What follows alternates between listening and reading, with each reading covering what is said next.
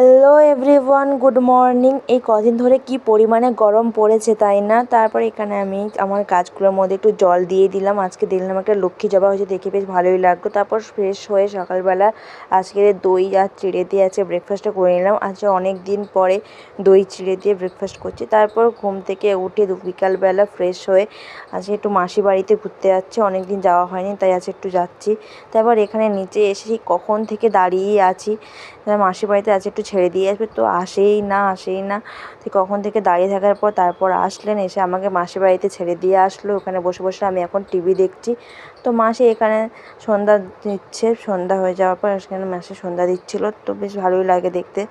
তারপর এখানে আজকে মাসি ধুনো দিচ্ছিল, ধুনোর গন্ধ আমার এত ভালো লাগে কি বলবো। তারপর সবাই মিলে এখানে বসে বসে চপ দিয়ে মুড়ি খেলাম, অনেকদিন পর চপ খেলাম। তারপরে এখানে মাসি একটা আমাকে আইসক্রিম দিল।